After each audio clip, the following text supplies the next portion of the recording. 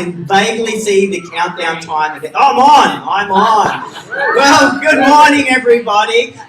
Good morning to everybody watching online. It is so good to have you with us this morning. And a huge shout out to Ulladulla. Culburra, let's give Ulladulla a huge cheer. There we go. We are vocal here this morning. I hope Ulladulla is loud and rowdy as well. It is so good to be with everyone this morning, and welcome to summer. Who's excited? It's summer now. Everyone's like, what's summer? What's this? Our 5th weekend in a row of rain, which is amazing when you've got 4 kids at home. Woo! Loving life at the moment. But yeah, summer, which means we are on that countdown to what? Christmas!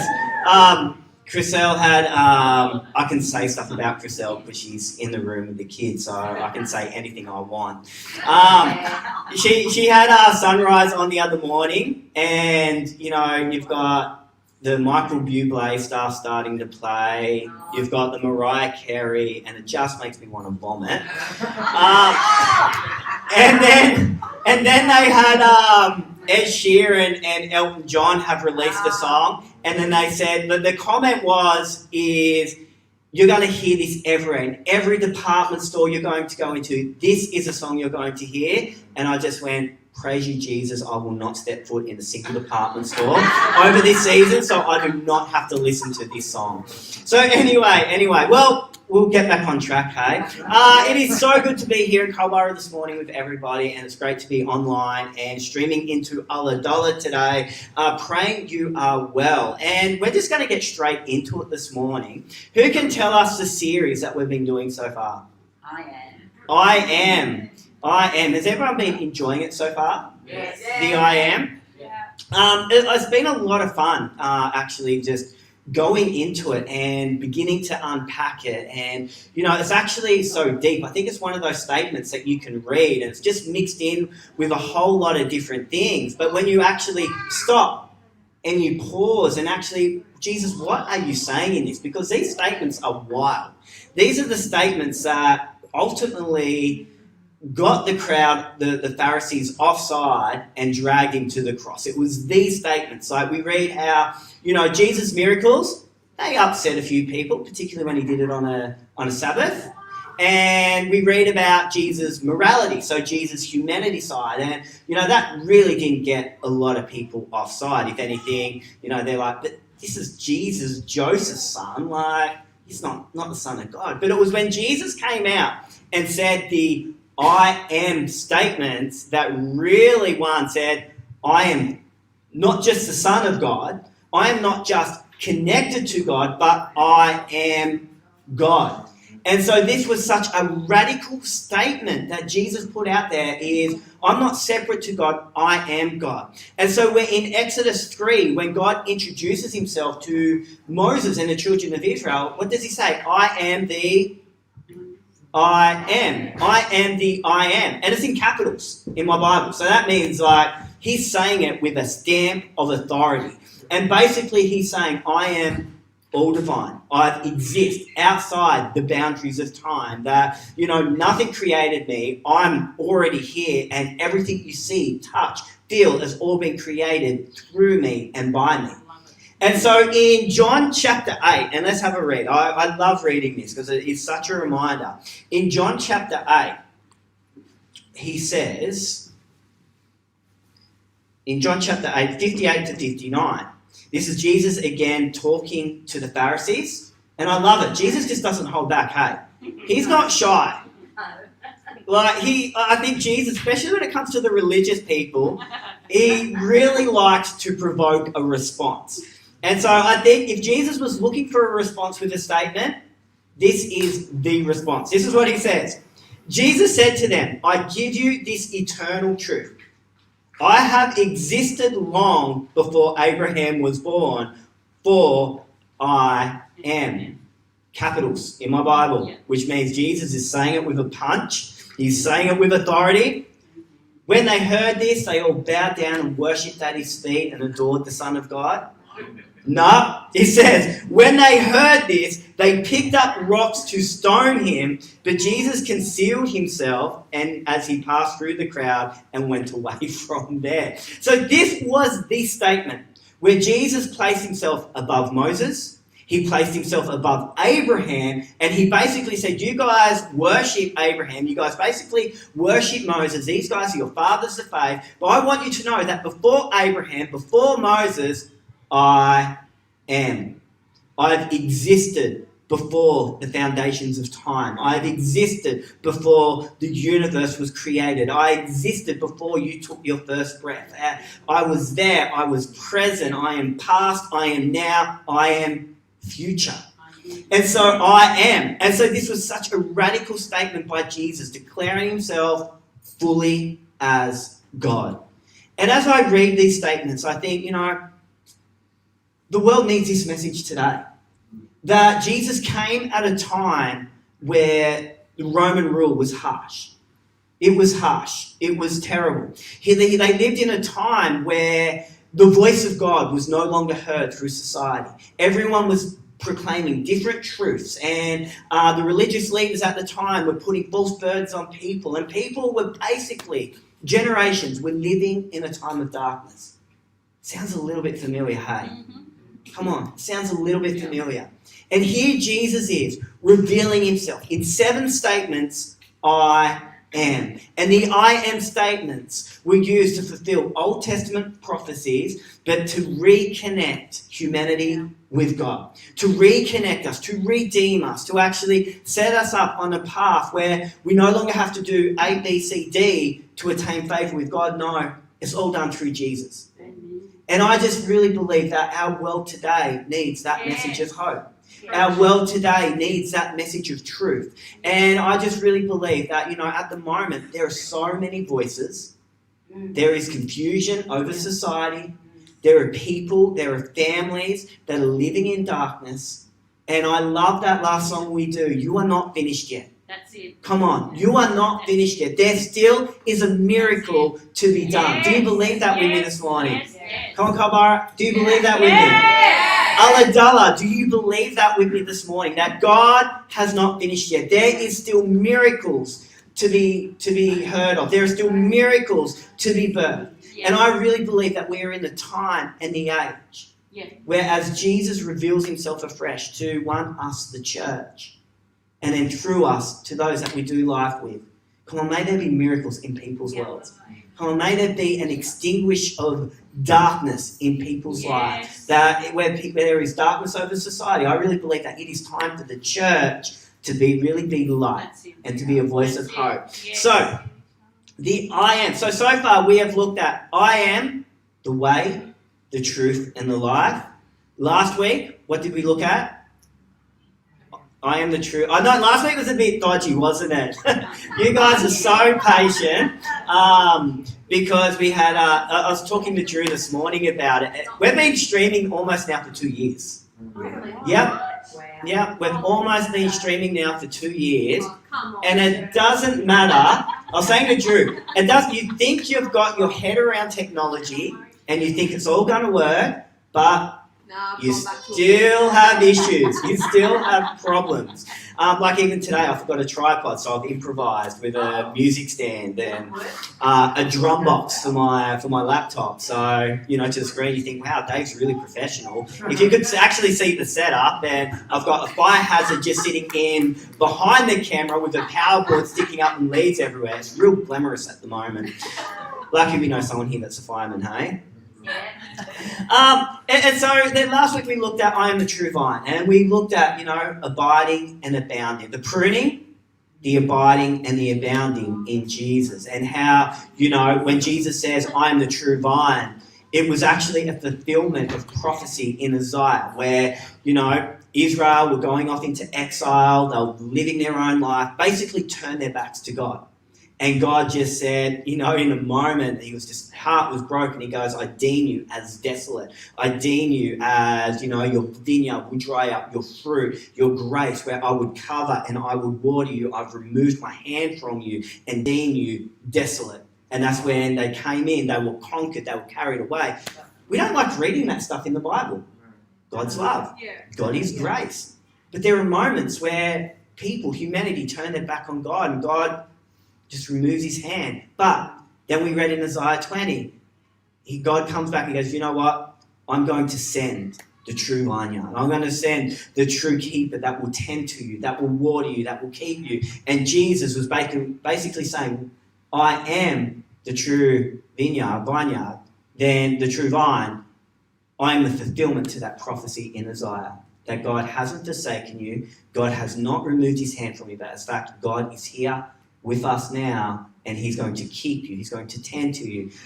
Let the pruning happen, let the abiding happen, but then let the abounding happen. Seasons of fruitfulness, hey? Yeah. And so today we are going to look at the statement where Jesus says, now I'm going to do 2 I ams today.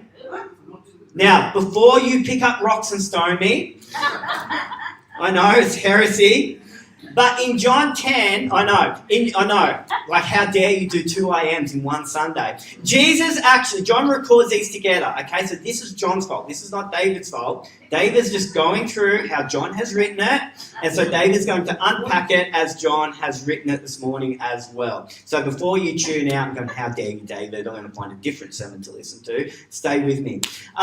So in John 10, we read that there's 2 I am statements that Jesus introduces himself as. He says, I am the gate, I am the gateway, and then he says, I am the good shepherd.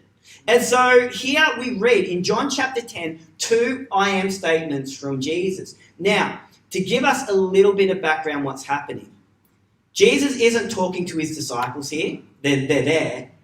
Jesus is actually so angry at the Pharisees because when we backtrack to John chapter 9, we read how Jesus radically healed the blind man. We know that story, right? The man that was blind from birth, Jesus so radically healed him that this man's testimony, this man's healing was so radical that people didn't recognize him. Wow.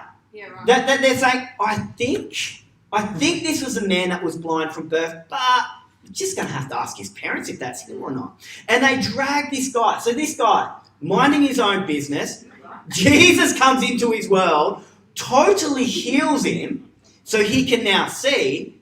The crowd are just like, oh my goodness, this is God manifest. The Pharisees are like, Satan manifesting miracles here on earth. And they drag this poor guy into the temple, they interrogate him, and then basically this guy gets so frustrated, he goes, why do you keep asking me about questions about Jesus? Do you want to follow him too? The Pharisees, so angry, excommunicate him from the temple. Now, you've got to understand, the temple was community. It is where all your family gathered. It is where the whole community would gather. And so to be excommunicated from the temple was you now became a social outcast. Yeah.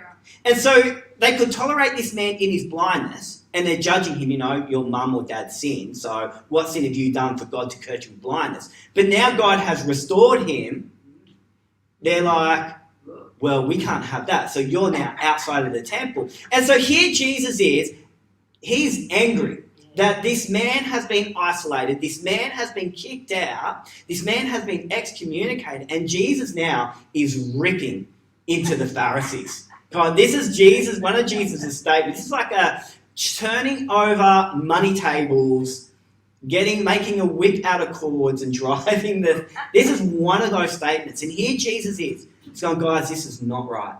How dare you? Because you are meant to reflect the heart of God. You are meant to be ambassadors. You are meant to be spokesmen to the people. You are meant to be God's representatives. So through your actions, through your words and your deeds, you are meant to be showing the children, the Israelites, who God is and what the heart of God is. And here you are promoting your own agenda, your own truths, and casting that is not the heart of God.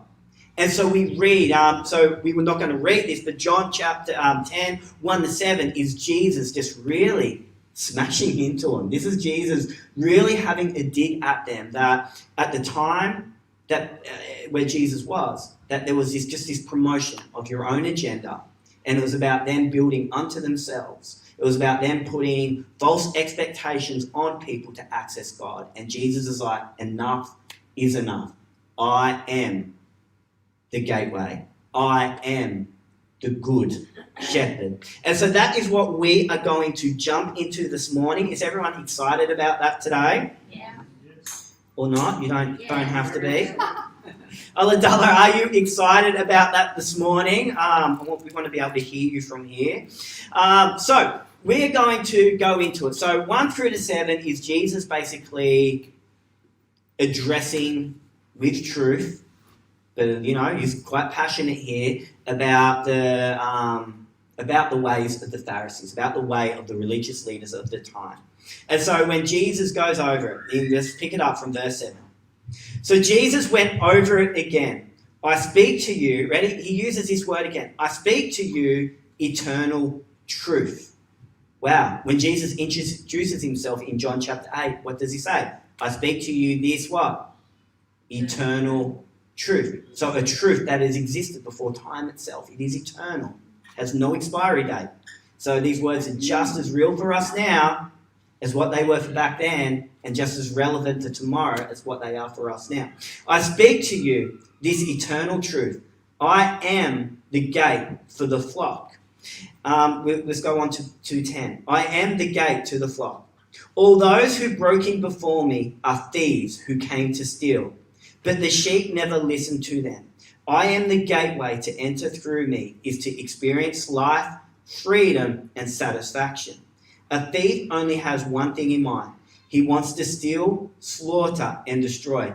But I have come to give you everything in abundance, more than what you expect. Life in its fullness until you overflow.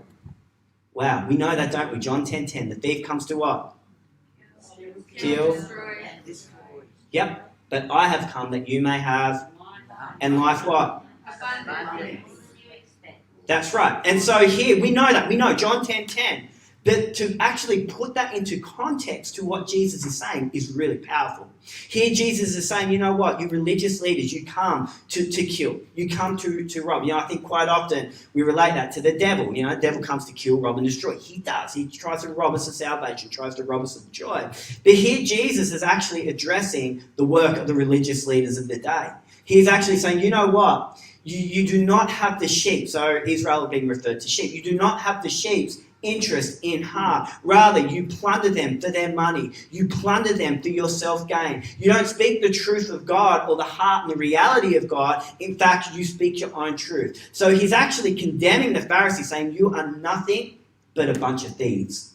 Yeah. Wow. And here Jesus is saying, no more. I am the gate that will protect the flock. Yeah. I am the gate that will shut out the thief. There will be no more robbing. There will be no more destroying. There will be no more destruction. I am the gate. I am the gate. It is such a powerful statement. And so, I'm not a farmer, but, I understand that there are some, sheep have a sheep pen. I get that. And so, just to relate it, so this symbolism, we read it and think, oh yeah, there's sheep. But to the Israelites, it actually, as Jesus is speaking, they got this. They understood what Jesus was talking about. You see, back in their culture, they would often bring the sheep, all the town sheep, into one place, into a big pen. Now, the big pen would have like your walls, but would not have a roof. And there would be a gate that the sheep would enter through in the evening, so there would be protection for them at night. And then the gate would be open in the daytime, so then the sheep then could go out and feed and, explore the hills and all of that. And so here Jesus is actually declaring, you know what?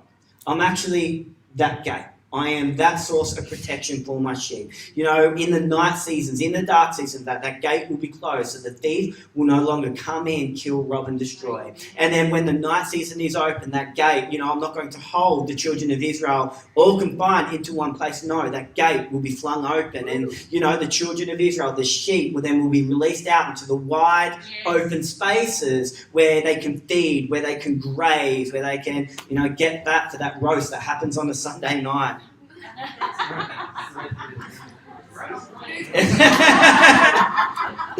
You know, Jesus always talks about a good feast. And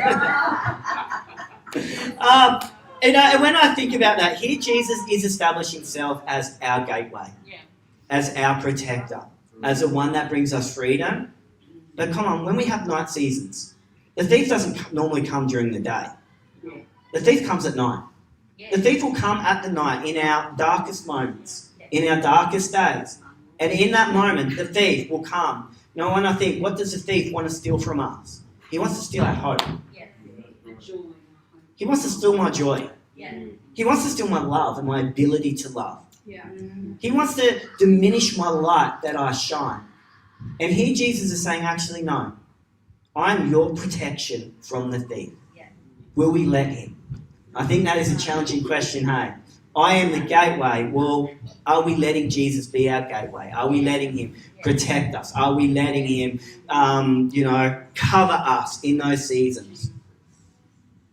And then when I think too about Jesus being the gateway, the Pharisees here were saying to the children of Israel, you got to do A, B, C, D to access God.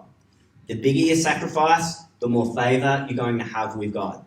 And here Jesus is saying, you know what?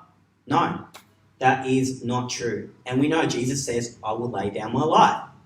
And he did. He was the ultimate sacrifice for us. And so that sacrifice, actually Jesus is our gateway to God. Not our good deeds, not our finance, not our giving. No, Jesus is our gateway to God. And he's also our gateway to access the kingdom of heaven and everything else that it holds. Now that is another message in itself. Hey? The kingdom of heaven is. Yep, and he uses a sheep and a shepherd going after the lost one in that example as well. But I'm not going to get into that this morning, so don't worry. So I am the gate. Then let's have a look in verse 11. Jesus says, I am the good shepherd who lays down my life as a sacrifice for the sheep. But if the worker who serves only for wages is not a real shepherd, because he has no heart for the sheep, he will run away and abandon them when he sees a wolf coming. And then the wolf mauls the sheep, drags them off, and scatters them. Wow. I alone am the good shepherd, and I know those whose hearts are mine, for they recognize me and know me. Just as my Father knows my heart, and I know my Father's heart, I am ready to give my life for the sheep. Verse 16. And I have other sheep that I will gather, which are not of this Jewish flock. And I, their shepherd, must lead them too. And they will follow me and listen to my voice. And I will join them all into one flock with one shepherd. Power of unity there. Yay. The Father, get this, the Father has an intense love for me because I freely give my own life to raise it up again. I surrender my own life, and no one has the power to take my life for me, but I have the authority to lay it down and the power to take it back up. This is the destiny my Father has set before me. And we'll just pause it just there. There's so much in those verses I just read, hey? There's so much in that. And so I just want to pull out just a couple of thoughts from that chunk about Jesus being the good shepherd. See, I'm the gate. They understood the concept of the gate. But as soon as Jesus starts talking about the concept of being a shepherd, straight away the Israelites have got that. Because in the Old Testament, the prophets and the kings were referred to as shepherds. And they were good shepherds, but they were also bad shepherds. There were false prophets. There were kings that served their own good. And so whether they had a good king or a good prophet, the children of Israel were shepherded towards God. Hey. But when there was a bad king or a false prophet, the children of Israel, where were they? They were scattered and led into places of wilderness. And so here Jesus is actually establishing himself as the good shepherd. Now, the Greek word here for good is kalos. Kalos. It's not Carlos. Kalos. Is kalos. Now, ready? This is why this is significant. When Jesus says, I am kalos, he's actually saying, I am the beautiful shepherd. I am the virtuous shepherd. I am the excellent shepherd. I am the genuine and better shepherd. So here Jesus is introducing himself as the Colossus shepherd, full of virtue, full of love, full of excellence. This is how Jesus is introducing himself. Now, if we really want to get deep in that, which we'll do afterwards, have a look at the title of Psalm 23, the Good Shepherd. Ooh, David's prophesying it here. And so, a few thoughts that I want to draw out of this is, first of all, Jesus is establishing himself as the shepherd that protects and stands. The shepherd that protects and stands. 11 to 13, Jesus says, just got to go back and find it. I didn't highlight it. I am the good shepherd who lays down my life and sacrifice for the sheep. But the worker who serves only for wages is not a real shepherd, because he has no heart for the sheep, and he will run away and abandon them when he sees a wolf coming. And then the wolves maul the sheep, drags them off, and scatters them.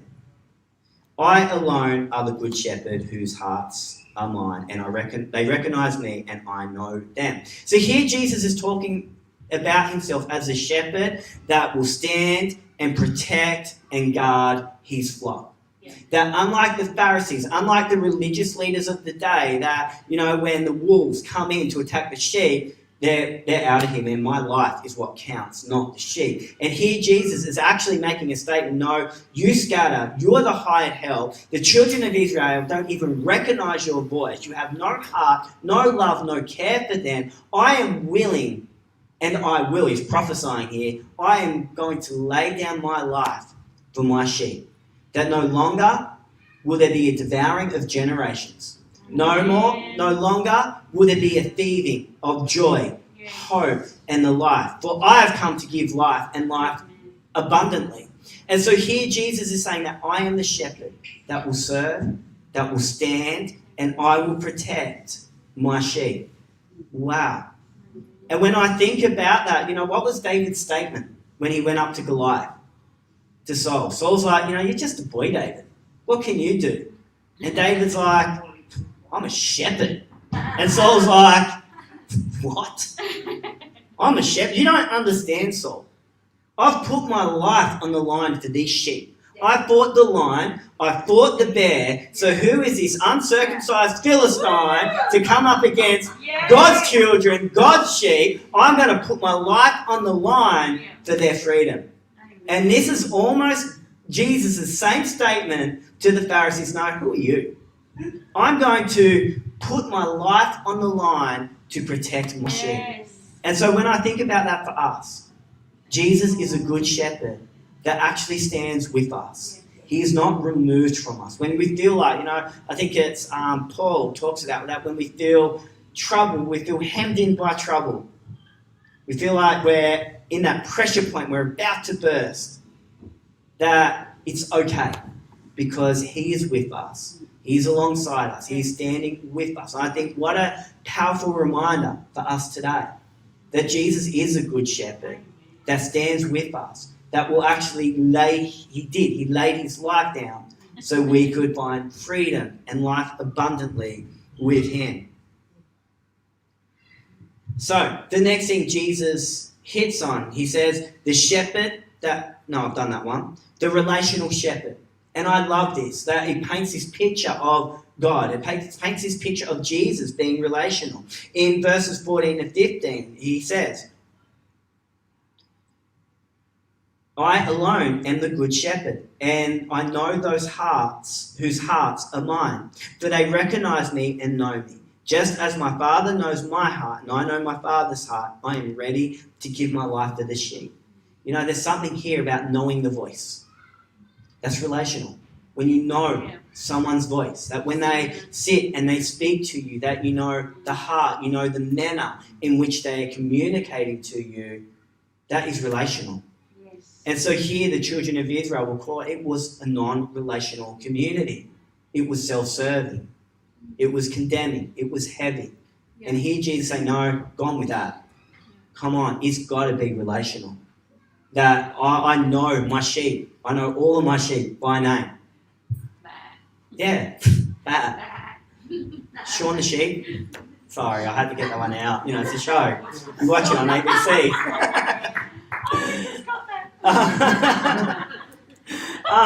Sorry, guys. So he knows all the sheep by name, and what this paints is this picture of the shepherd being relational. That Jesus isn't just a hired hand. He's not just a hired help that will come in for wages. Once I do my 9 to 5, see you later, have fun. No, this is actually relational. This is Jesus' commitment that I'm going to shepherd you in the night seasons. I'm going to stand, I'm going to protect, I'm going to guard you, and I'm going to shepherd you into the wide open spaces of life.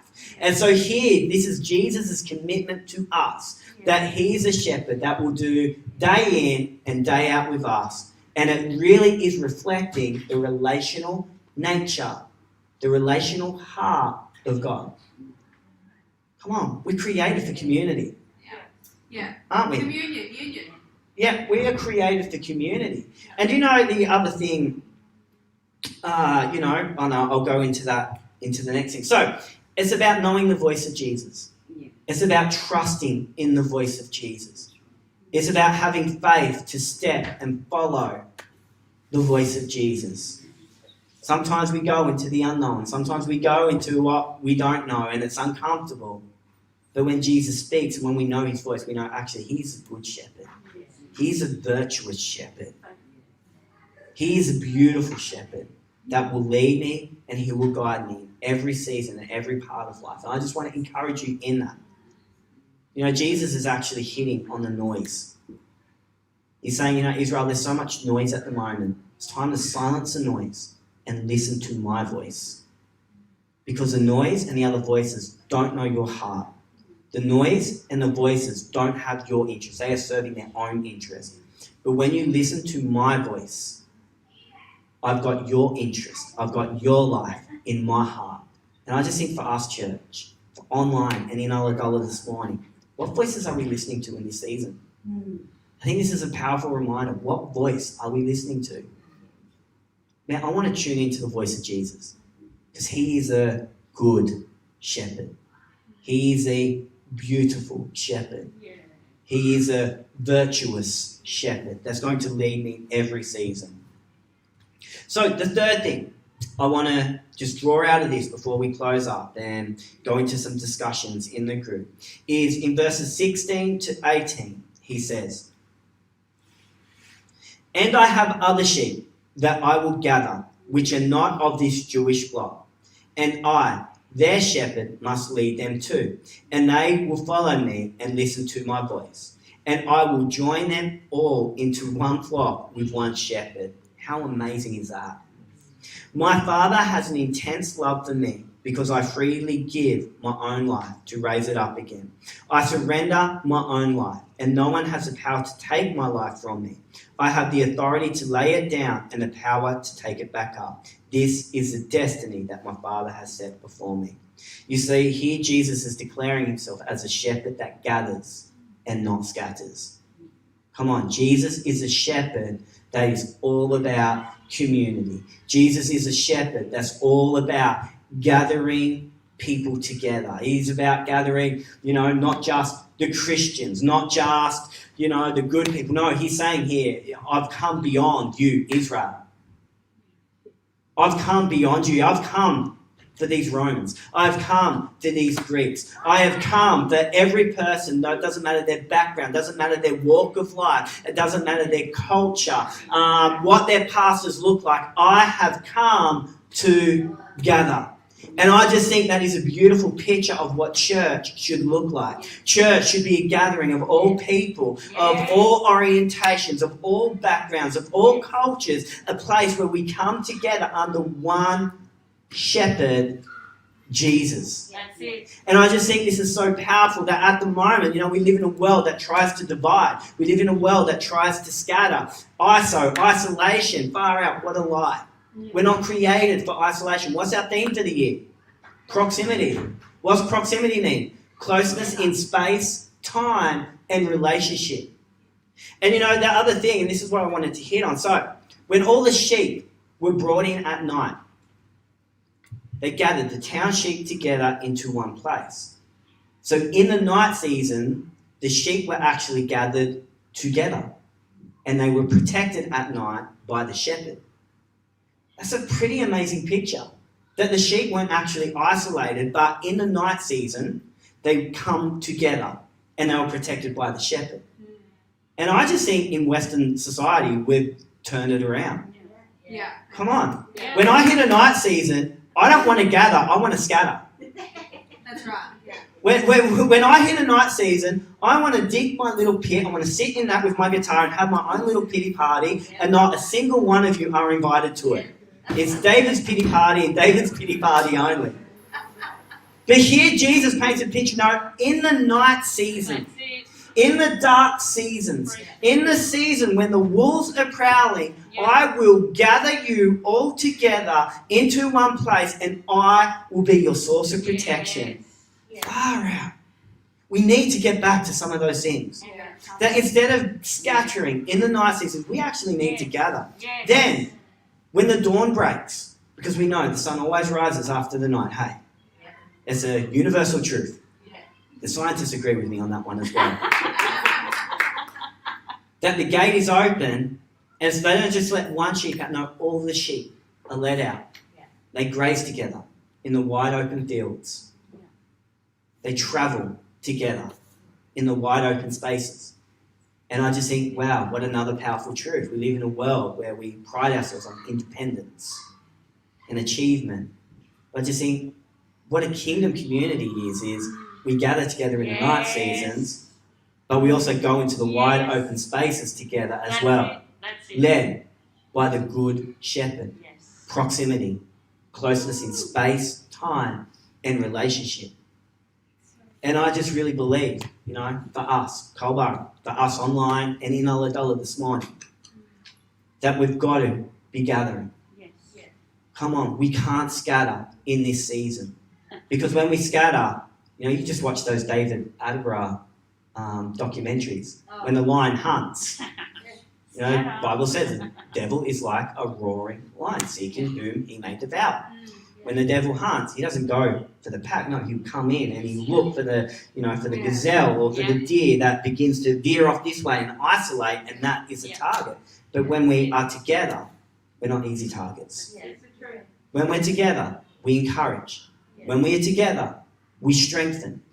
When we are together, we love. When we're together, we speak truth. Word in season. Come on. Come on, it is time to gather. Don't be scattered.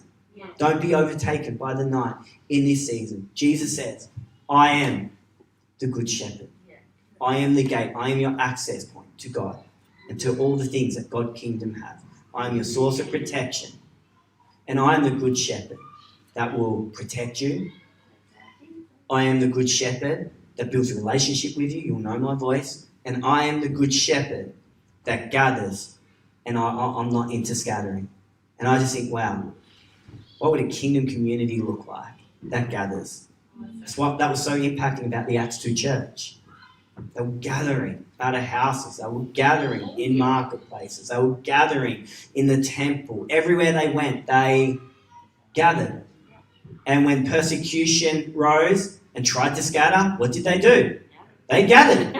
They refused to remain scattered. And I just think Western society teaches us, no, we stay scattered. We stay independent. We only draw to those that have the same opinion as what I do. No. No. It's time to gather. Not scatter. And so I just want to finish off in prayer. And then, I'm going to give us some food for thought for online and give you some stuff to process in Ulladulla as well, and for us here in Culburra as well. But let's pray, hey. Jesus, we just thank you for who you are. Jesus, we just honour and we celebrate you this morning. That you, Jesus, are in fact our good shepherd. That Jesus, you have a heart and an intensity and a passion for each and every single one of us. That Jesus, your heart's desire is for us not to perish in seasons of darkness. Your heart desire is for us not to be devoured by the thief. Your heart desire is for us not to lose heart, to lose joy, to lose our peace. But your heart and desire is for us just to find life and to have life abundantly in you. Yes, the night seasons happen, but we can still tap into the light life that you have for us in those seasons. I thank you, Jesus, that your heart for us in this season is not to scatter, is not to remain isolated, but your heart for us is to be gathering under you and your name. And we thank you, Jesus, that there are others that you are wanting to bring in, that there are others that you're wanting to gather with us in this season. And so I just pray right now. I pray right now for Culburra, I pray right now for Ulladulla, and I pray right now for every single person who is watching and who will watch online. I pray that this would be a season that if the people are in the night place, that they would find hope in the season that they are in. That in this season they would not feel isolated, but they would find relationship and be strengthened by courage in this season. I pray for those that feel, scattered. And I pray that this would be a season that you would gather us again once more. That we as the church would move forward with one heart and one mind, being led by you, Jesus, our good shepherd. And so, Jesus, we just honour and we celebrate you. Amen. Amen. Amen. So, what I want to do this morning, and I want to, if you're watching online, I want you to do this as well, and then we'll close off the service. And same for you this morning in Ulladulla. Psalm 23. I think when we think of shepherds, we think of Psalm 23, don't we? Yeah. I think most of us will say, you say Psalm 23, and you'll say to me, the Lord is what? Let's try that again. The Lord is what? My shepherd. Psalm 23, the Lord is my shepherd. And so in the Passion Translation, so what I've just read here is actually subtitled The Parable of the Kind Shepherd. But when you open up Psalm 23, the subtitle is The Good Shepherd. Wow. Jesus says, I'm the good shepherd. And he's basically going back to what David says, the Lord is my shepherd. And so, David, as a young shepherd boy, he wasn't king. He wasn't the mighty warrior that we all read about. In the quiet place, as a shepherd, he sat down and penned the words, the Lord is my shepherd. Yeah. I shall not want. And so there was this revelation, and I believe it was a prophetic declaration of Jesus to come, that the God is our shepherd, and he will lead me. And so what I want us to do this morning is I want to do something different. In our groups, let's read Psalm 23 together.